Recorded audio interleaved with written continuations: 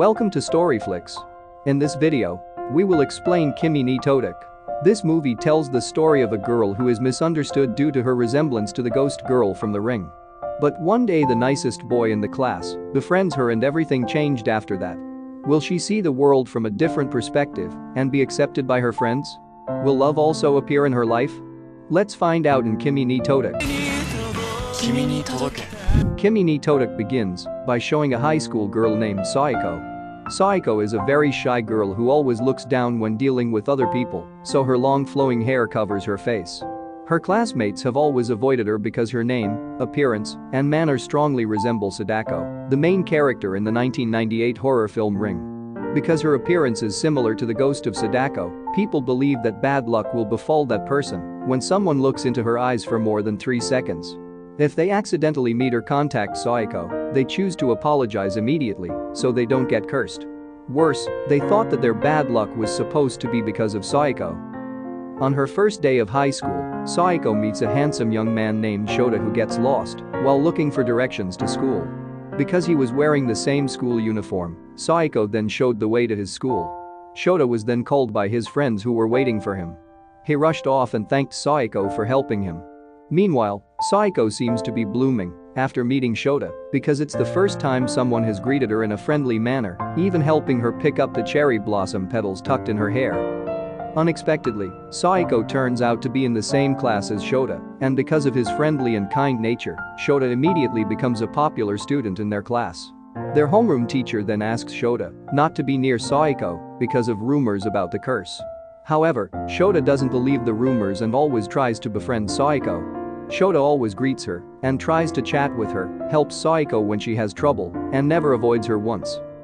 One day, when their class had a bravery challenge activity, Shota invited Sadako to participate. But she refused because she thought that their classmates would not like her presence. When she enters the classroom, Sadako hears her classmates, Chizuru and Ayan, talking about her very suitable role as a ghost. Hearing this, Sadako begged the two of them to be allowed to participate in the bravery challenge activity and act as ghosts. They then allow her to come with them. That night, Sadako manages to scare the other students with Sadako's appearance. Chizuru and Ayan seemed satisfied with Sadako's hard work and praised her appearance. They also thanked her while giving her a bottle of mineral water.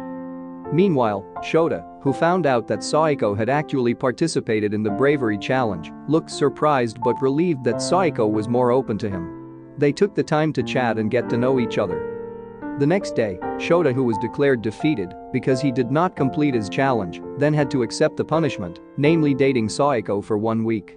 Shota immediately felt displeased and protested at his friends for their treatment of Sadako. Seeing Shota's reaction, their classmates thought that Shota liked Sadako. Hearing this, Sadako immediately felt bad for making everyone misunderstand Shota and herself, so she decided to leave there. Shota then chases after Sadako. Sadako then apologizing to Shota for making people misunderstand him. She was also grateful that Shota had always been nice to her and treated her like a friend, which was the first time for her because no one had ever wanted to be friends with her. After saying that, Sadako walked away, leaving Shota still staring at the clear sky above him, hoping that Sadako would find out that he had fallen in love with her since they first met. That day, their homeroom teacher asked the students to take a number to swap seats in the classroom. The teacher then asked Sadako to take the number first, making the other students grumble. After taking the number, Sadako then took her bag and sat on the second seat from the back, according to the number she got. Seeing that, Shota immediately sat down next to Sadako without taking a number first. Shota's actions were followed by Ayan, who immediately took a seat in front of Sadako. Chizuru, who wanted to sit behind Sadako, was already preceded by Ryu, one of Shota's friends, so she finally chose to sit in front of Shota. Chizuru, who was blunt, then asked why Sadako's face looked so scary. Sadako said she only felt happy sitting there but couldn't express her feelings well. Hearing Sadako's innocent answer, Chizuru and Ayan just exchanged a smile and thought that Sadako was a unique girl. Shota then invites Sadako to eat at a ramen shop with Chizuru and Ayan, where Sadako feels very happy because this is her first time eating ramen with her friends. She then felt surprised when she saw Ryu, who was also there. Shota said that the ramen shop was owned by Ryu's family. Not long after, Ryu also joined in the conversation with them, and Sadako laughed when she heard her friends talking about ridiculous things. Shota and the others looked surprised and happy to see Saiko's change in attitude, which became more cheerful. But Saiko immediately lowered her head in shame and felt nervous when everyone watched her. After that, Shota decided to take Saiko home. Feeling embarrassed and uncomfortable with Shota, Saiko keeps her distance and walks behind Shota. However, Shota always stops when they are far apart and asks Saiko not to get too far away from him. Arriving at home, Saiko's father was surprised by the change in his daughter's attitude, who seemed cheerful. Her mother then told him that today Saiko was eating ramen with her friends. That's why she felt very happy and seemed cheerful. Saiko's father then asked and was curious about Saiko's friends, and her mother thought that Saiko could eat ramen with her crush. The next day at school, Saiko is practicing kicking a ball with Chizuru and Ayan when a girl comes to pick up the ball, rolling towards Saiko. Seeing the girl's reaction, who was scared because she looked directly at Saiko, Chizuru and Ayan then thought of how to make people no longer afraid of Saiko. When the three of them passed their homeroom teacher, Mr. Arai, in the school corridor, the man warned Chizuru to focus on the upcoming exam because she got low scores in the previous exam. Hearing this, Chizuru was very surprised because she just realized that the exam time was very tight, so she didn't have time to study. Saiko then gives her a notebook and hopes to help Chizuru study for the upcoming exam. Saiko's kindness touched Chizuru's, especially after Shota said that Saiko must have worked hard to make notes for the lesson because she made them with very neat handwriting. However, Saiko said she only wanted to help Chizuru with her exams. While they were all chatting, a girl named Kurumi looked at Saiko with displeasure because of her closeness to Shota, and Kurumi only pretended to be nice to Saiko in front of Shota. One day, Saiko overhears some students talking about Chizuru and Ayam getting into trouble for being friends with Saiko, which indicates that the Sadako curse within Saiko really exists. Hearing this, Saiko decides to stay away from her friends so that they will no longer get into trouble because of her. Chizuru and Ayan were also very surprised by the change in Saiko's attitude that suddenly avoided them, even saying that they were not friends. Saiko is now back alone because she doesn't want to trouble her two friends. However, she also misses being with Chizuru and Ayan and can only cry in frustration with what happened. Knowing that Saiko was having problems, Shota then took the initiative to help her. He told Saiko not to care about the rumors circulating about herself because he, Chizuru and Ayan had never paid any attention to it and wanted to be friends with her no matter what. The next day, while Saiko is in the school restroom, she hears some students talking about Chizuru and Ayan and saying bad things about them. Saiko then came out and tried to defend her two friends. But they don't care and try to intimidate Saiko. The fight between Saiko and the girls caught the attention of the other students, who gathered outside the toilet and were curious about what was going on in there. Knowing Saiko is having trouble, Shota then asks Chizuru and Ayan to come and help her. Chizuru and Ayan finally arrived and were touched to see Saiko, who tried hard to defend them both despite being bullied by the girls. After that, Saiko reveals to Chizuru and Ayan that she misses them and wants to be friends with them, but she is afraid that it will cause trouble for them both. Hearing Saiko's confession, Ayan then hugged Saiko and said that she and Chizuru would always be friends with her, no matter what. Chizuru then hugged the two of them tightly and they cried happily because they could be friends again. During the sports festival at school, Kurumi comes to Saiko. Pretending to be her friend, Kurumi tells Saiko about her feelings for Shota and asks Saiko for help. However, Saiko refuses and tells Kurumi that Shota is a special person to her. Kurumi then desperately tries to divert Saiko's attention to Ryu, even going so far as to arrange a secret meeting between them so that she and Shota can coincidentally walk past Ryu and Saiko, who are alone together. On the other hand, while chatting with Ryu, Saiko finds out that he likes Chizuru and asks her to keep it a secret. Kurumi's plan didn't turn out the way she wanted. Seeing Ryu and Saiko being alone, Shota, who felt jealous, came to them and took Saiko away. Shota then asks about Saiko's feelings for Ryu and is greatly relieved when Saiko says that she only likes Ryu as a friend.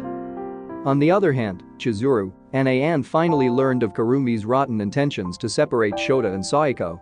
They then cornered Kurumi and warned her not to interfere with Shota and Saiko's relationship. However, Saiko pleads with her two best friends not to reveal Kurumi's actions and plans to Shota. Kurumi then expressed her love for Shota. But Shota refuses and says that he already has someone he loves. After that, Sayako, who was having lunch with Chizuru and Ayan, found out that Chizuru had someone she liked since childhood. Sayako also just finds out that Ayan is already dating and her boyfriend is a university student. After Sayako accompanied Chizuru shopping, she ventured to ask the identity of the boy Chizuru liked. Shyly, Chizuru finally reveals that she likes Toru, Ryu's older brother who lives in another city and will come home to visit his parents every New Year. Therefore, Chizuru plans to make herself as beautiful as possible so that Toru is attracted to her and no longer thinks of her as his little sister. Sayako looked surprised to hear that. However, she also couldn't say about Ryu's feelings for Chizuru. When winter comes, Saiko's father asks her to take a bus instead of walking because they are worried about her safety. However, when Saiko applied for the student concessionary pass to Mr. Arai, the homeroom teacher accidentally omitted his student handbook, which contains treasured items such as a cherry blossom petal that Saiko picked up on the day she first met Shota.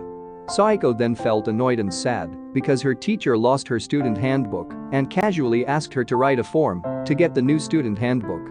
After that, Shota and Saiko started spending less time together because Shota usually took Saiko home on foot together. One day, when Saiko was about to go out with Shota, Chizuru came and told her that Ayan was in trouble with her boyfriend. Shota let Saiko go with her friends because he thought it was a problem for the girls while he would hang out with his friends.